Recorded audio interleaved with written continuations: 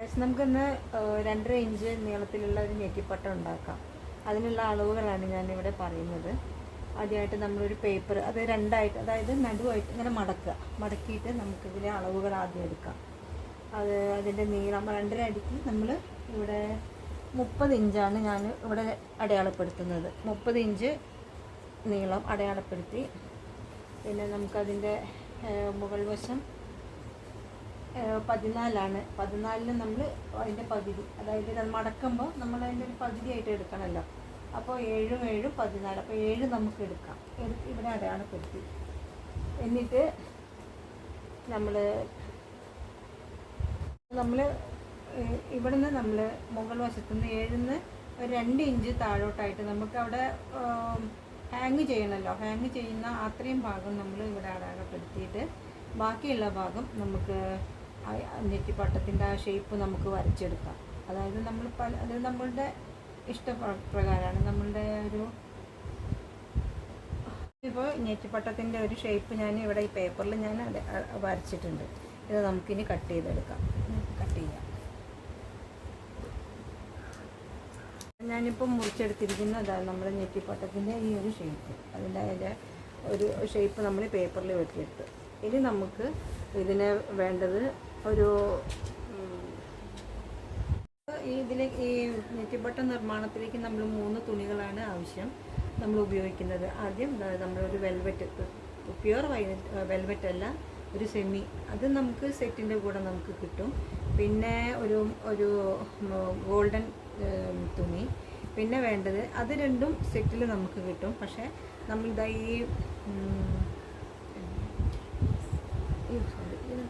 Canvas നമുക്ക് അത് പുറമേ നിന്ന് മേടിക്കണം. കുറച്ച് കട്ടിയുള്ളൊരു തുണിയാണ് നമ്മൾ പുറമേ നിന്ന് മേടിക്കണം. ഇനി ഈ 3 തുണിയിലും നമ്മളിതായി വെട്ടിയെടുത്തിട്ടുള്ള നമ്മുടെ നെറ്റിപ്പട്ടത്തിൻ്റെ അളവ് മേലെ വെച്ച് വരച്ചിട്ട് നമുക്ക് ഇത് 3ഉം വെട്ടിയെടുക്കാം. 3 തുണിയിലും നമുക്ക് ഈ നെറ്റിപ്പട്ടത്തിൻ്റെ അളവ് നമുക്ക് വെട്ടിയെടുക്കാം.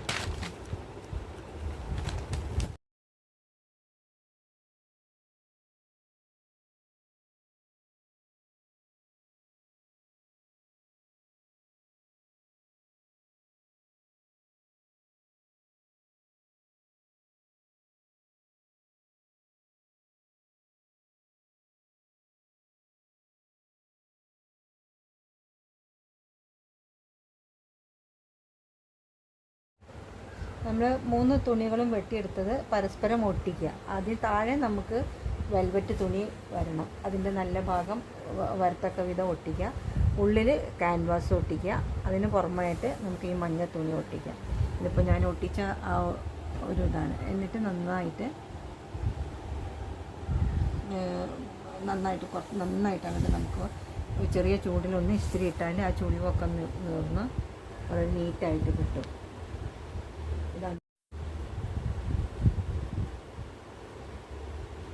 നമുക്ക് ഇപ്പോൾ നെറ്റിപ്പട്ട ഉണ്ടാക്കാൻ വേണ്ടുന്ന സാധനങ്ങളാണ് ഇതൊക്കെ. ആദ്യം നമുക്ക് ഈ സാധനങ്ങൾ നമുക്കൊന്ന് പരിചയപ്പെടാം. ആദ്യം നമുക്ക് മൂലഗണപതി, പിന്നെ നമുക്ക് ഇപ്പോൾ നെറ്റിപ്പട്ട ഉണ്ടാക്കുന്ന അതിലേക്ക് വേണ്ട സാധനങ്ങളാണ് ഇതൊക്കെ. അതിലേക്ക് വേണ്ട ഈ സാധനങ്ങളൊക്കെയാണ്. നമുക്കത് വെട്ടിയെടുത്തിട്ട് നമ്മൾ ഒട്ടിച്ച് വെച്ചിരിക്കുന്ന നെറ്റിപ്പട്ടത്തിൻ്റെ ഷേപ്പ് ഉണ്ടല്ലോ, അതിൽ ഒട്ടിക്കുമ്പോൾ നമുക്ക് അതിൻ്റെ സ്ഥാനങ്ങൾ കൃത്യമായിട്ട് നമുക്ക് പറയാം. ഇപ്പം ഓരോ സ്ഥാനങ്ങളുണ്ട്, ഓരോ ദേവസങ്കല്പങ്ങളുമുണ്ട്. നമുക്ക് ആദ്യം തന്നെ ഗണപതിയിൽ നിന്ന് തുടങ്ങാം. ഇത് മൂലഗണപതി. അതിൻ്റെ സ്ഥാനം. നടുക്കായിട്ട് നമുക്ക് ത്രിമൂർത്തിനെ വയ്ക്കാം. അത് നടുക്ക് തന്നെ സെൻറ്ററായിട്ട് തന്നെ വരണം. അത് നമ്മൾ അടയാളപ്പെടുത്തിയിട്ട് അത് സെൻറ്ററിൽ തന്നെ വയ്ക്കാം. പിന്നെ തൊട്ട് മുകളിലായിട്ട് പാർവതിയെ സങ്കല്പിച്ച് പാർവതിയെ വയ്ക്കാം.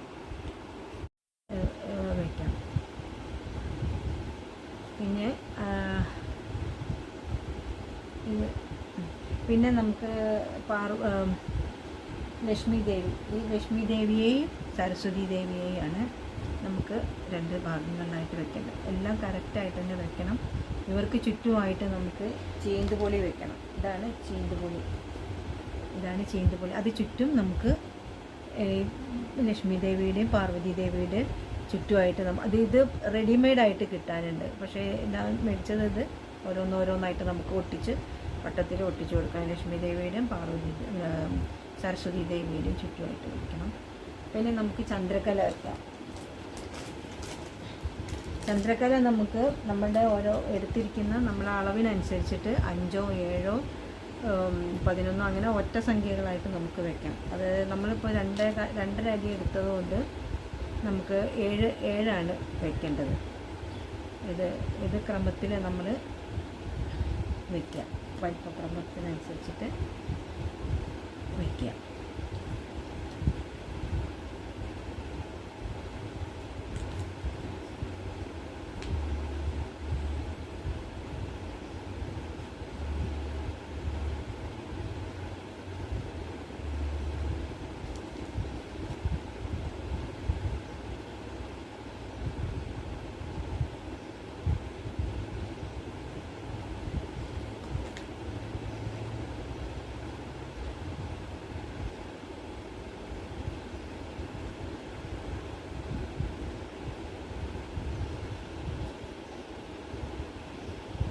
നമുക്ക് അറേഞ്ച് ചെയ്യാം.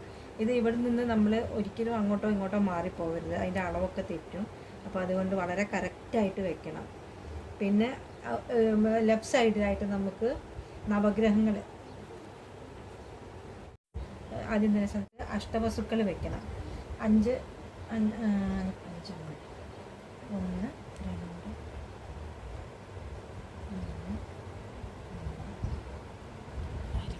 നമ്മൾ 2.5 ഇതായതുകൊണ്ട് നമുക്ക് 7 വെക്കാം. അതുമാതിരി മറ്റേ സൈഡിലായിട്ട് നമുക്ക് നവഗ്രഹങ്ങൾ എന്ന് പറയുമ്പോൾ നമ്മൾ 9 നമ്മളെ മനസ്സിൽ വരിക. പക്ഷേ നമ്മളെ അളവിനനുസരിച്ചിട്ട് നമുക്കത് ഒറ്റ സംഖ്യയായിട്ട് നമുക്ക് ക്രമീകരിച്ചിട്ട് വെക്കാം.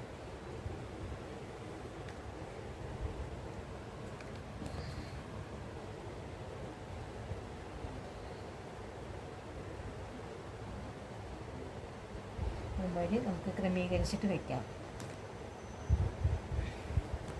ഒന്നും അളവിൻ്റെ അപ്പുറത്തോട്ടോ ഇപ്പുറത്തോട്ടോ പോകാതെ നമ്മളത് അതിൻ്റെ ഒരു ക്രമത്തിലായിട്ട് തന്നെ നമ്മൾ ഒന്നിച്ചിട്ട് വെക്കണം. സപ്തഹർഷികളെ വെക്കാം. 2 5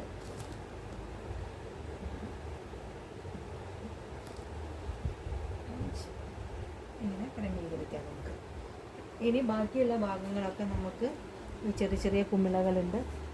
അതുകൊണ്ട് നിറയെ നമുക്ക് ചുറ്റുമായിട്ട് വെച്ചിട്ട് നമുക്ക് ഇത് ഫില്ല് ചെയ്യാം. വളരെ അടുക്കത്തോട് കൂടിയിട്ട് ചെയ്താൽ വളരെ കാണാൻ നല്ല ഭംഗിയുണ്ടായിരിക്കും. അതിൻ്റെ ഈ മഞ്ഞ തുണി കാണാതെ നമുക്ക് നന്നായിട്ട് അടുപ്പിച്ച് ഒട്ടിച്ച് അത് നന്നായിട്ട് ഒട്ടിച്ച് കൊണ്ടുവരണം.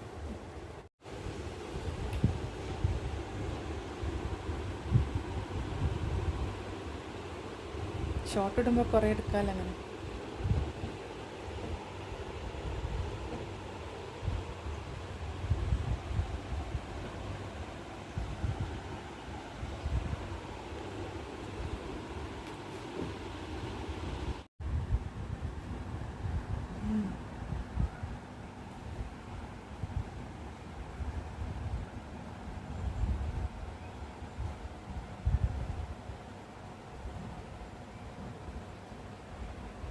അപ്പോൾ നമ്മൾ നേരത്തെ ഇതിൻ്റെ ബാക്കിയായിട്ട് നമ്മളെല്ലാം ഒന്ന് സെറ്റാക്കി വെച്ച് ഇനി നമ്മളിത് ഓരോന്നോരോന്ന് പശ വെച്ചിട്ട് ഒട്ടിക്കണം. ഇതൊക്കെ ആദ്യം ഒക്കെ ഒന്ന് ഫിക്സ് ചെയ്തതിന് ശേഷം ബാക്കി ഫില്ലിങ്ങൊക്കെ നമുക്ക് പതുക്കെ പശ വെച്ച് ഒട്ടിക്കണം. ഇതാണ് ഞാൻ ഉപയോഗിക്കുന്നത്. ഇത് നല്ല പശയാണ്. ഇത് നല്ല ഇത് ഒട്ടിച്ചാലും കൂടി പൊട്ടിപ്പോരൊന്നുമില്ല. നല്ല ബ്രാൻഡഡാണിത്. ഈ പശ ഉപയോഗിച്ചാൽ കുറേ കാലം നമുക്കത് നിൽക്കും.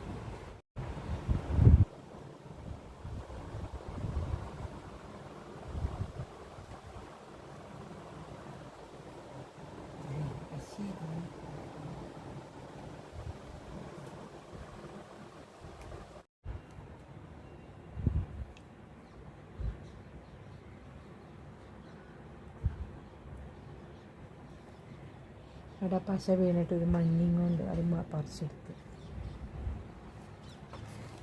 മൂടി ഇവിടെ പോയി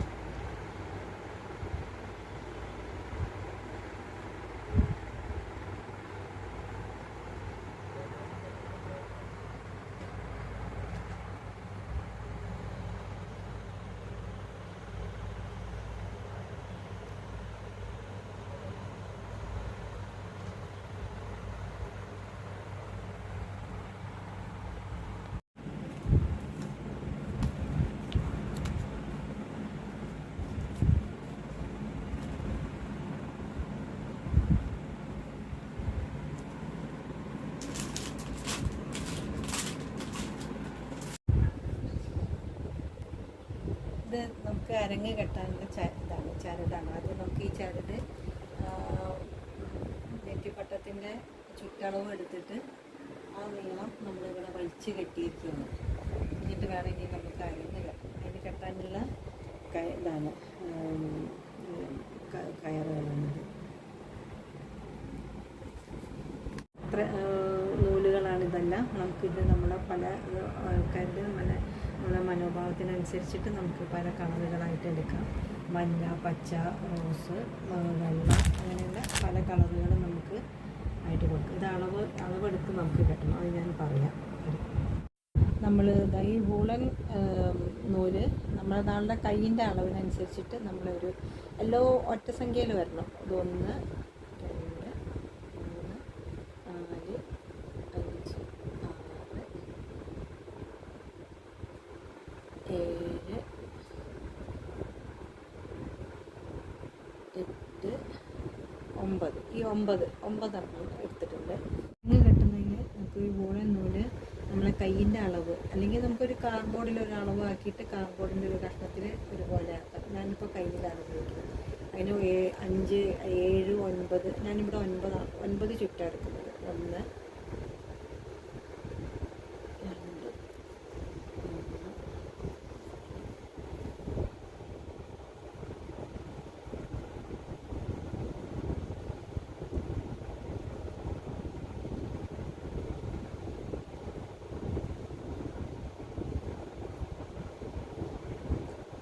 എടുത്തിട്ട് നമുക്കിങ്ങനെ കയറിൻ്റെ മേലെ കെട്ടാം.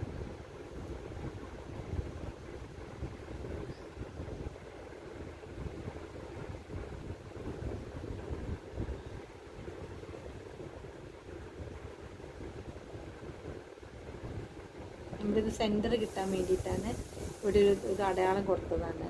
അത് നമുക്ക് പതുക്കെ ഇങ്ങോട്ട് അഴിച്ചെടുക്കാം.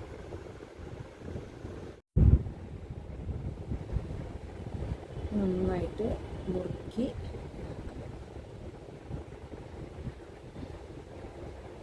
അപ്പോൾ അത് നമുക്ക്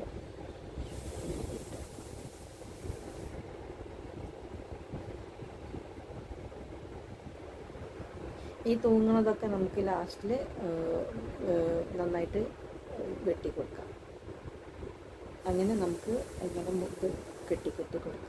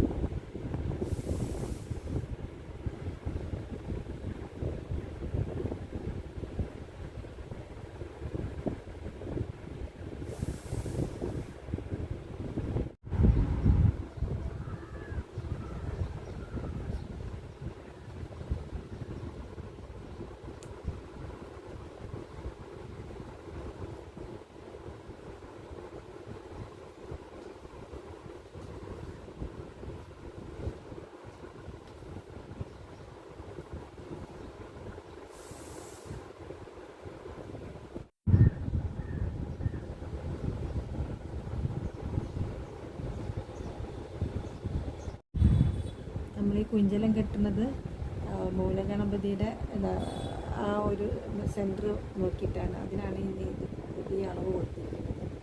അവിടുന്ന് മുതലാണ് ഇവിടെയാണ് നമുക്ക് കുഞ്ചലം കെട്ടുന്നത്, ഈ സെൻറ്റർ ഭാഗത്തിന്. അപ്പോൾ അത് തെറ്റിപ്പോവാതിരിക്കാനാണ് ഈ അളവ്. അപ്പോൾ നമ്മൾ കെട്ടിക്കൊണ്ടിരിക്കണേലും നമ്മൾ കെട്ടിയിട്ട് ഞാൻ പിന്നെ